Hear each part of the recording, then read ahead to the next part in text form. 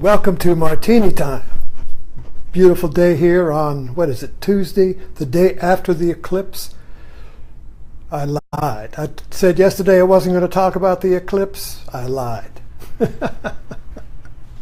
I admit it. Okay. It's always good to come and have a martini with you. And I know this is a spiritual drink, because my uncle, who lived here for 2 years and ordained me as a martini priest, used to cry when I brought him his martini at 5 o'clock. Oh, thank you, Jesus.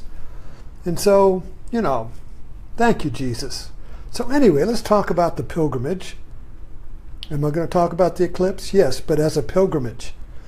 There was 2 phrases that really caught my attention as I watched the eclipse move across the nation, like the New Year's Eve celebrations, with the fireworks starting in Australia and it moves across. Here, we followed the path of the eclipse from one crowd of worshipers to another, and it was called the Path of Totality.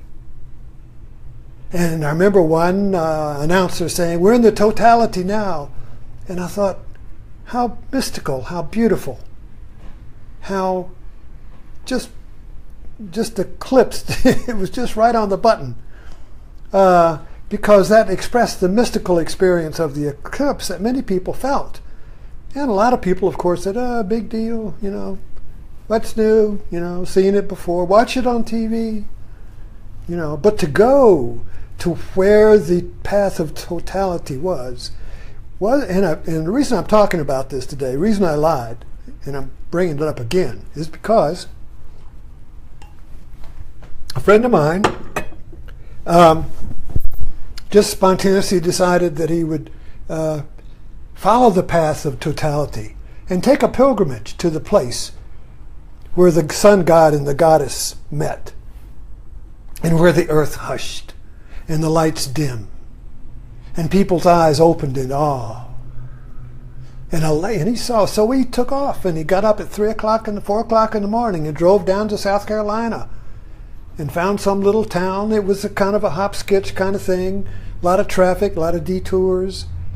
And he found his way there, and he thought the clouds were going to cover. Oh no, the clouds! But then the clouds cleared, and he watched the eclipse, and he was astonished with the lights. He described that the eclipse made all these lights visible that perhaps were not visible to our eye because of the sun.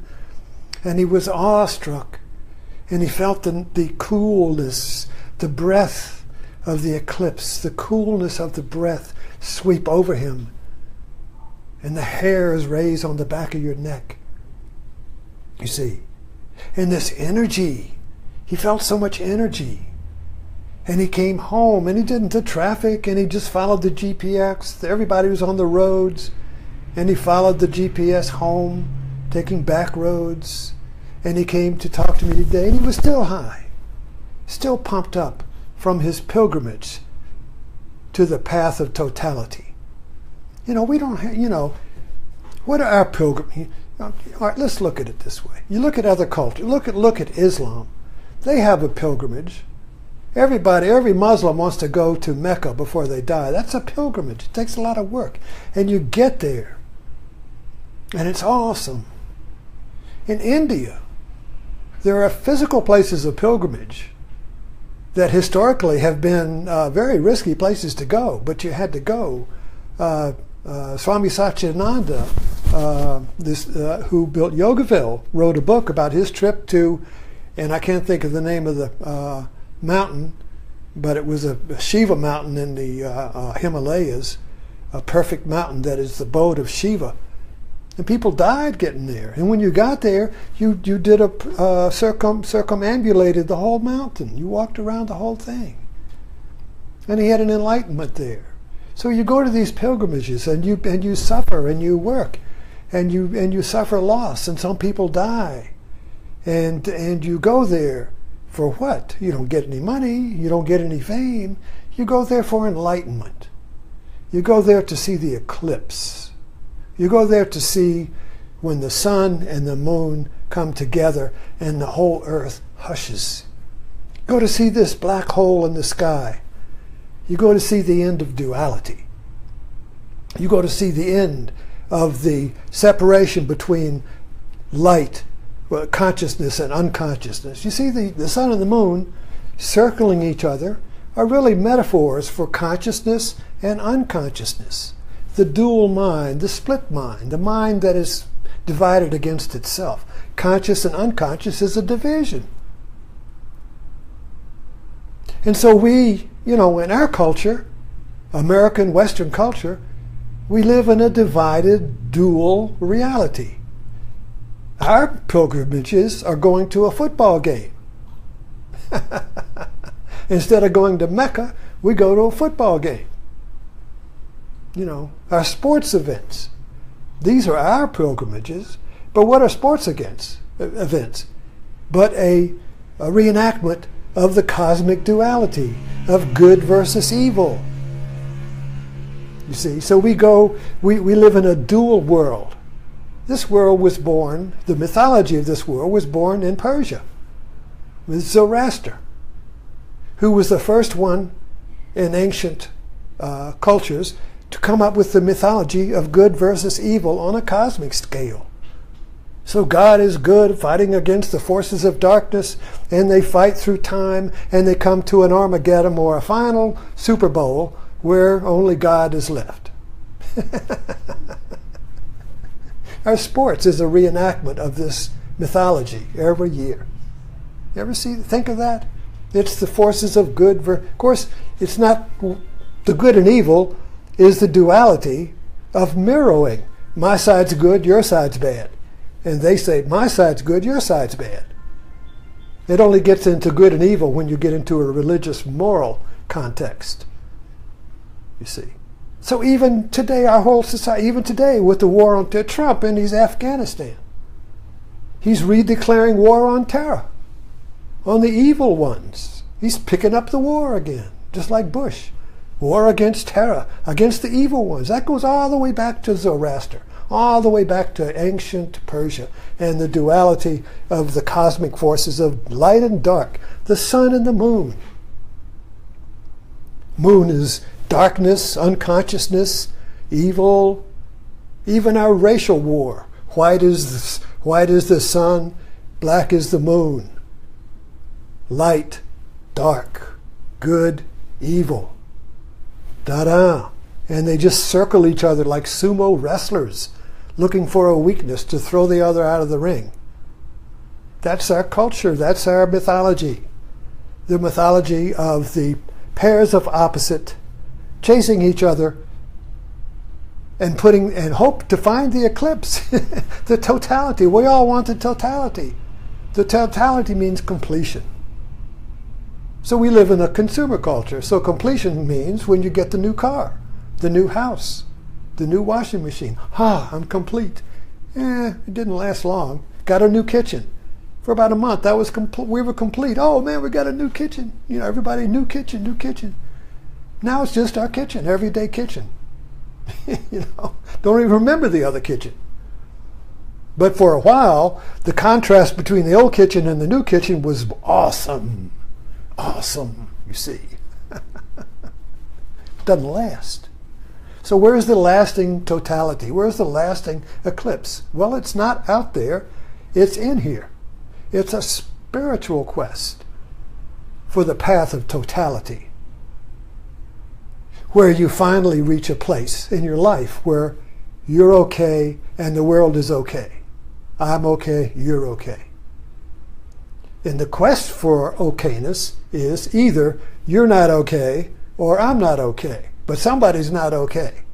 But the eclipse is everything is okay, inside and out, you see. The whole chase, the whole duality, the whole search, the whole spiritual quest, the whole thing, the game is over at the eclipse. The end of the seeking. For 2 minutes.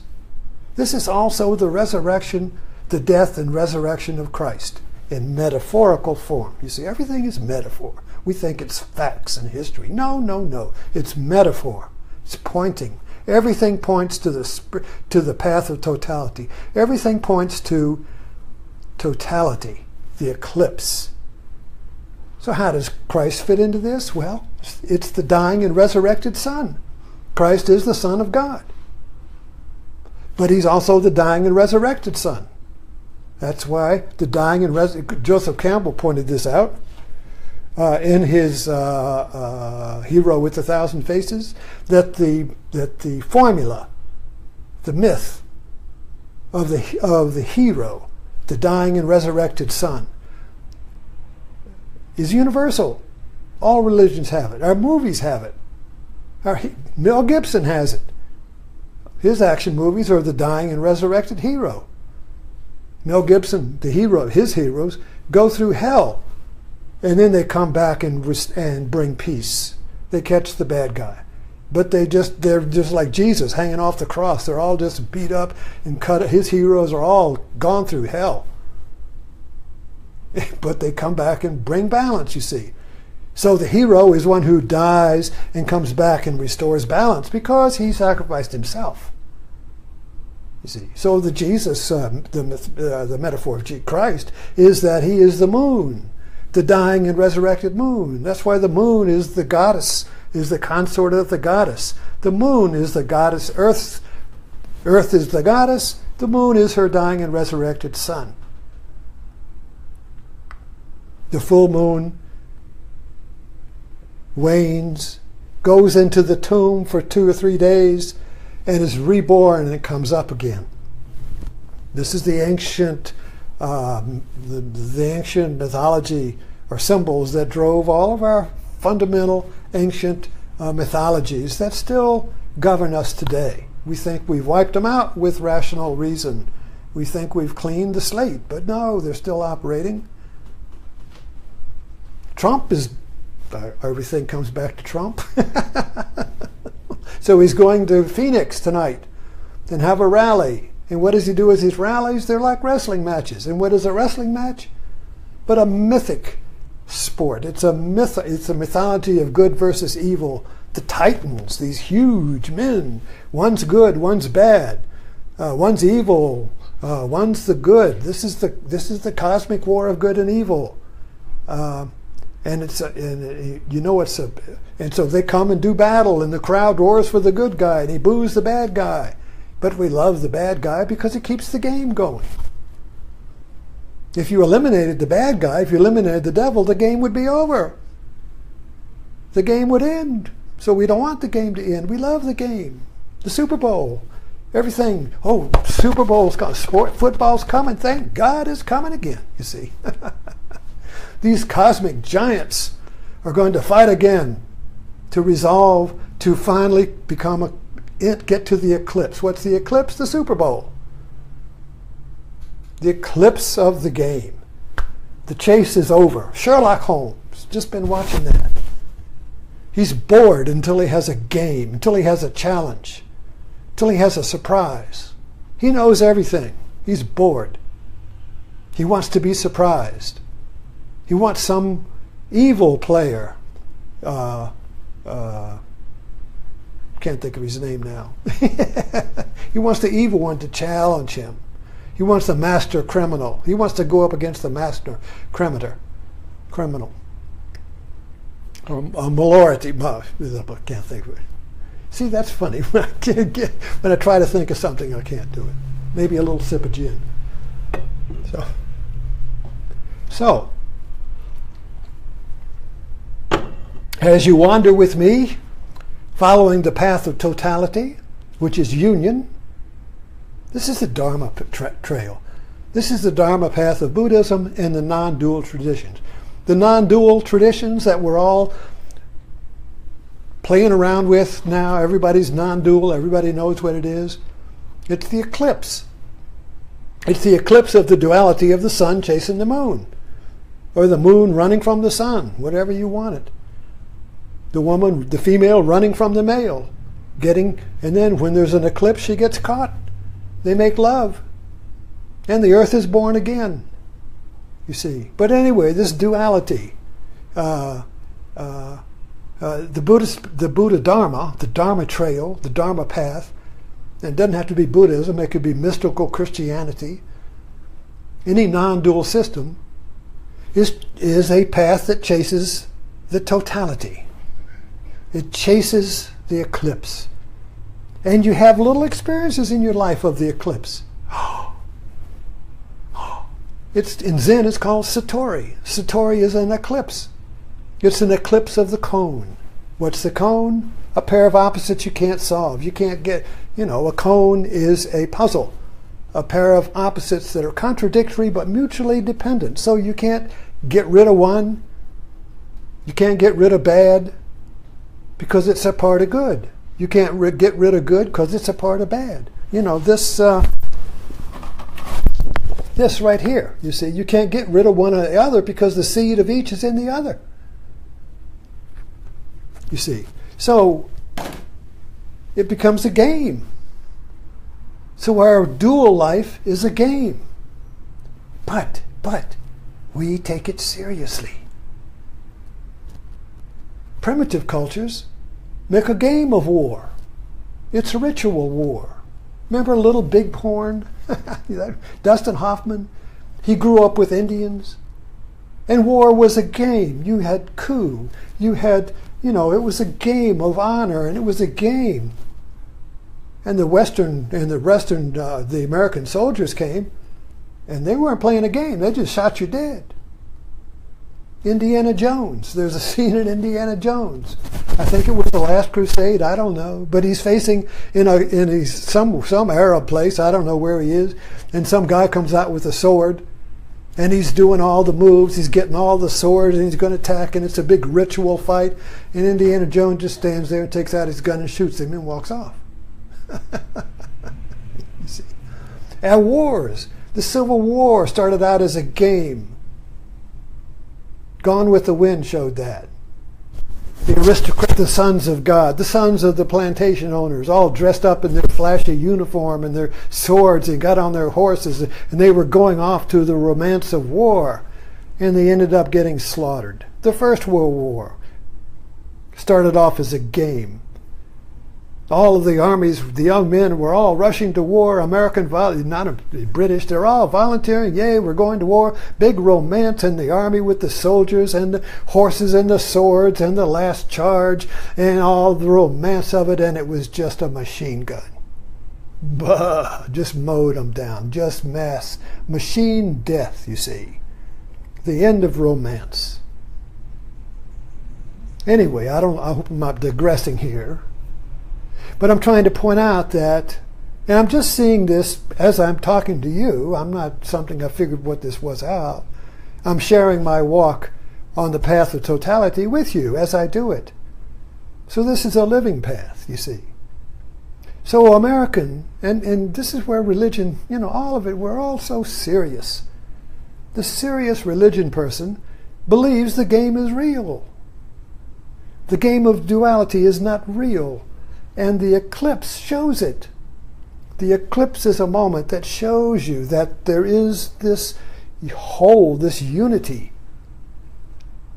But this is a metaphor, you see, for the discovery within you that you are whole, that you and the world are not the sun and the moon chasing each other, that you are not, that we live in a dual world, but it's a game. So you jump in with all your heart, but it's play. We go to movies. We jump into the movie like it's real, but there is a background awareness that it's not real. There's a background awareness that it's just a movie. But we forget that. It's called suspension of disbelief. We just jump in and believe the movie. You can't enjoy the movie unless you believe it's real, but you have to suspend disbelief, because if you really believed it was real, you'd go nuts. In other words, you would really think, my God, I've got cancer, I'm going to die in 2 minutes. You see, you would think you were really going to die. That's called a nightmare. You think you're really going to die. You wake, whew, it was just a dream, you see. Reality is just a dream. Duality is just a dream. But it's real. But there has to be a suspension of the belief. There has to be a background awareness that knows it's not real. And I think that was the meaning, the metaphorical meaning for me of the eclipse, and the way my friend shared it to me as his pilgrimage. A pilgrimage is when you do something crazy. A pilgrimage is like Zorba the Greek. You need a little man needs a little maddis in order to cut the rope. A pilgrimage is a mad act like in Avatar when Jake Sully jumps on the back of the Last Shadow, does something crazy. So, just going off to an eclipse, just going off to an ashram, just going off to see this teacher. I remember, when I first started my Path of Totality, was when, in 1970, a friend of mine who I met, he was traveled around, and he said he had this teacher in Cleveland. And I just knew that was where I had to go. He had found something that I was looking for. So I just dropped everything and went up there. It was crazy. And then, should I move to Cleveland? Should I take my family and move to Cleveland? That's crazy. But we did it. Should I go to India, sell my house and go to India? That's crazy, but it was a pilgrimage. It was looking for the path of totality in the eclipse. You see, so we have to have that element in our life. And fortunately, this eclipse kind of like brought that in real time to many, many Americans. And who knows what the after effects will be. Because it was a spiritual event. It was a awesome natural wonder. That's why we go to national parks and go look at the Grand Canyon. You see, we don't have to go to Avatar to see the floating mountains. Once you see that, it's over with. But you can go back to the Grand Canyon. Oh, awesome. The eclipse. Awesome. But to get up and follow the path, you see, is to follow God within. God dwells within you as you. So when you get the scent of that, when you get the scent of the eclipse, when you get the ascent of totality, drop everything and go. When you get the scent, drop everything and go. That's the pilgrimage. That's the path to totality. So thank you for dropping in. I'll see you tomorrow morning.